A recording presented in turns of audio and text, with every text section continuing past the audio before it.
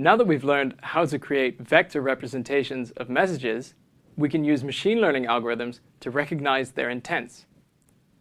Let's introduce some machine learning terminology. Recognizing intents is an example of a classification problem.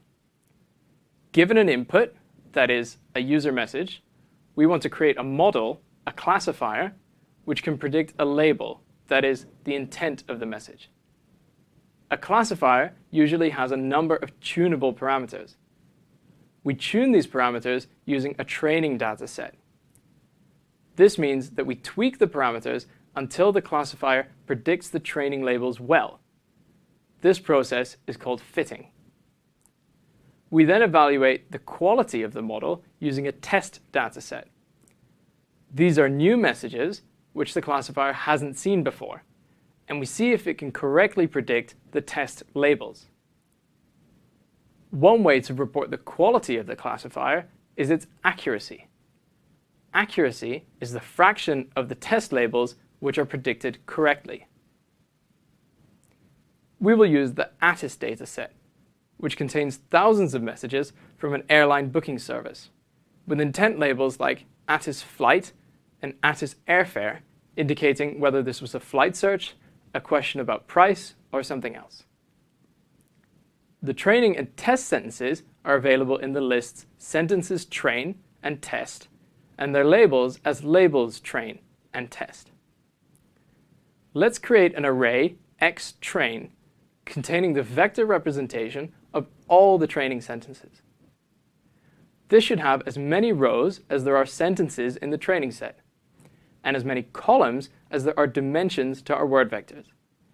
We define this shape as a tuple called xtrain_shape. We initialize xtrain with zeros using the np.zeros function with a single argument indicating the shape. We then iterate over the sentences and use the document's .vector method to get a vector for the whole string. This simply takes an average of the vectors of the individual words. Now, let's use word vectors to recognize intents.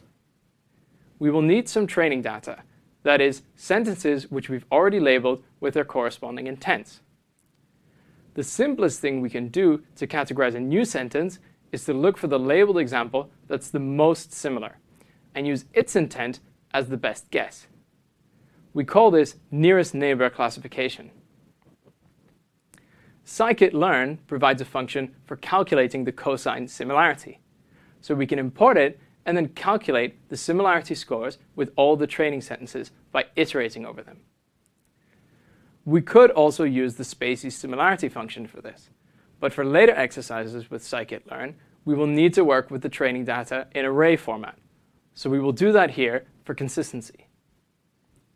We create a list called scores, comparing each row of x with the vector of the test message.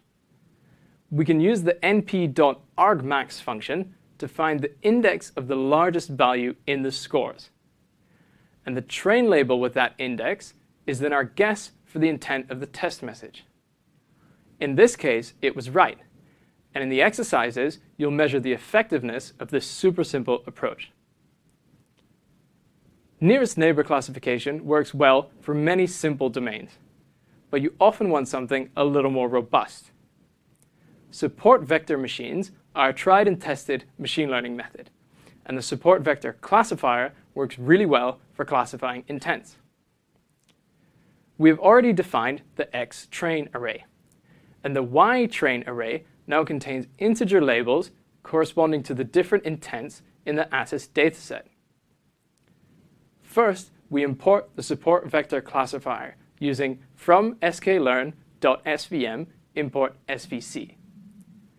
Then we create a classifier object by calling svc, and we call it clf.